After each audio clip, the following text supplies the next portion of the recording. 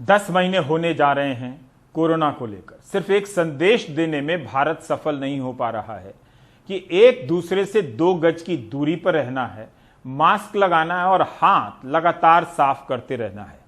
अब इसके निर्देश और नियम बेमानी हो चुके हैं। कुछ लोग पालन कर रहे हैं और ज्यादातर लोग पालन नहीं कर रहे हैं। लेकिन ऐसा नहीं है कि कोरोना का असर कम हो गया है। बिहार के कैबिनेट मंत्री कपिल देव कामत का कोरोना से निधन हो गया। भारत में कोरोना से 1,12,161 से अधिक लोगों की मौत हुई है।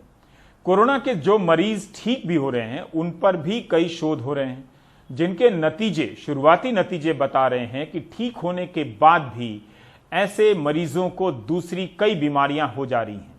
कोविड के इलाज में लगे डॉक्टर और स्वास्थ्य कर्मियों को भी तरह तरह की शिकायतें आ रही हैं। नींद न आने से लेकर अवसाद तक से वो जूझ रहे हैं। अप्रैल से लेकर अब तक महाराष्ट्र के स्वास्थ्यकर्मी कई बार अपनी सुरक्षा की मांगों के साथ सड़कों पर उतरे हैं। करीब 6 महीने से लगातार कोविड ड्यूटी पर तैनात हमारे डॉक्टर, नर्स अब खुद मानसिक रोगी बन रहे हैं। राज्य में 45,000 डॉक्टरों वाली इंडियन मेडिकल एसोसिएशन महाराष्ट्र ने चौंकाने वाले आंकड़े बताए हैं। आईएमए महाराष्ट्र के मुताबिक गंभीर कोविड मरीजों की ड्यूटी पर तैनात 25% आईसीयू फिजिशियन और इंटेंसिविस्ट मानसिक तनाव से गुजर रहे हैं। आईएमए महाराष्ट्र के मुताबिक कोविड दौर में राज्य में 40% रेजिडेंट डॉक्टर्स दिमागी तौर से परेशान हैं।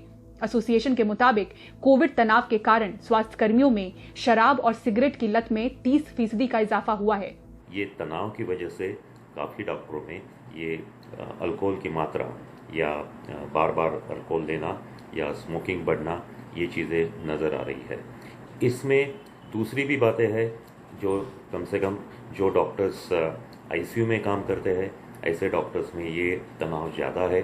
जो रेसिडेंट्स काम करते हैं उनमें भी ये तनाव बहुत ही ज़्यादा है। अपनी पहचान छुपाते हुए कोविड ड्यूटी पर तैनात एक वरिष्ठ डॉक्टर ने एनडीटीवी को बताया कि किस तरह से उनकी एक गर्भवती सहकर्मी ने संक्रमण के बाद अपना बच्चा खोया और मानसिक तनाव का शिकार हुई। My colleague who was pregnant after infertility treatment was in 9th month of her pregnancy. ये मेरी सहकर्मी के साथ हुआ वाकया है। प्रेगनेंसी के 9वें महीने में वो कोरोना से संक्रमित हुई।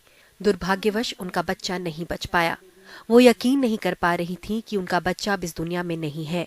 बहुत मुश्किल दौर था और मानसिक रूप से उन्हें मदद की जरूरत पड़ी। उन्हें ये समझाने में वक्त लगा कि ऐसे दौर में ये हादसा किसी के साथ भी हो सकता है। इसमें उनकी गलती नहीं है, वो फिर से माँ बन सकती हैं। It can happen to anyone at this time and she is going to be a mother another time. अपनी पहचान न जाहिर करते हुए मुंबई की एक स्टाफ नर्स ने बताया कि किस तरह कोविड मरीजों की सेवा कर रही नर्सेज हर रोज अपनों को लेकर तनाव और डर में हैं। पैंडेमिक में ड्यूटी कर रही हूँ। 7 डेज टाइम क्वारंटाइन पीरियड तो है, लेकिन अगर उसके बाद में सिम्टम्स दिखाई देते हैं या फिर मेरे घर पे इन्फेक्शन में देने के चांसेस रख सकती हूँ, ये विचारों से ही मुझे बहुत सारा टेंशन आया। तो ये भी बहुत चैलेंजिंग थिंग थी कि घर से हॉस्पिटल और हॉस्पिटल से घर आते टाइम समय भी कि मैं अपने घर वालों को तो इन्फेक्शन नहीं दे रही हूँ, मेरे वजह से उनको कुछ तकलीफ तो नहीं हो गई ना। तो ये सब ख्याल रखते हुए घर जाने के लिए भी बहुत डर लगता था। ये एक प्रकार की एंजाइटी और टेंशन का माहौल अभी भी हमारे मन में है। मुंबई के कई बड़े मनोचिकित्सक बता रहे हैं कि किस तरह मानसिक तनाव के कारण अब डॉक्टर ही डॉक्टर का सहारा ले रहे हैं। एंजाइटी और डिप्रेशन, ये कुछ कॉमन ऐसे केसेस हैं जो पाए गए हैं। स्ट्रेस भी काफ़ी ज़्यादा पाया गया है। कोविड की एंजाइटी, अपने परिवार की स्वास्थ्य की एंजाइटी, अपने बच्चों की स्वास्थ्य की चिंता, ये सारी चीज़ें भी काफ़ी कॉमनली पाई गई हैं। ट्रीटमेंट के तौर पे साइकियाट्रिक और साइकोलॉजिकल लेवल पे हम हेल्प कर सकते हैं। अब डॉक्टर्स और वर्कफोर्स की बात करें, वो तो फ्रंट लाइन में होते हैं, तो उनके ऊपर खास जो स्ट्रेस आई है कोरोना पेशेंट्स को ट्रीट करने की, उसकी वजह से काफ़ी मानसिक तनाव महसूस होता है।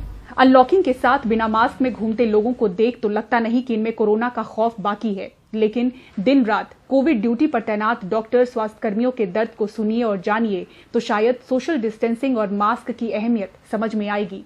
मुंबई से पूजा भारद्वाज की रिपोर्ट, एनडीटीवी इंडिया के लिए। इसके बाद भी हाल यह है कि डॉक्टरों की सैलरी को लेकर कई रिपोर्ट के बाद भी कोई असर नहीं आया। मीडिया ने लिखा, हम सब ने दिखाया। सिस्टम को जैसे फर्क न पड़ता हो। जिन डॉक्टरों को कोरोना योद्धा कहा गया, राष्ट्रीय स्तर पर नौटंकियों का प्रदर्शन करवाया गया, उन डॉक्टरों को सैलरी नहीं दी जा रही है।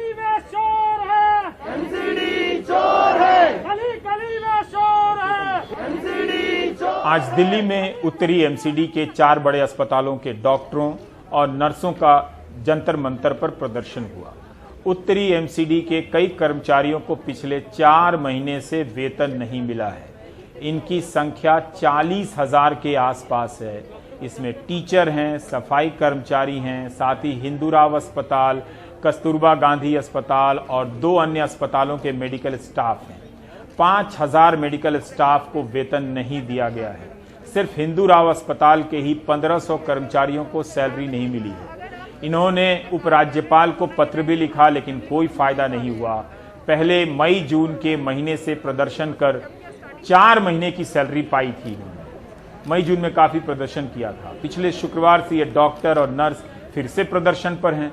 गुरुवार को इन्हें जून की सैलरी मिली, लेकिन अब भी जुलाई से लेकर अक्टूबर तक की 4 महीने की सैलरी नहीं मिली है।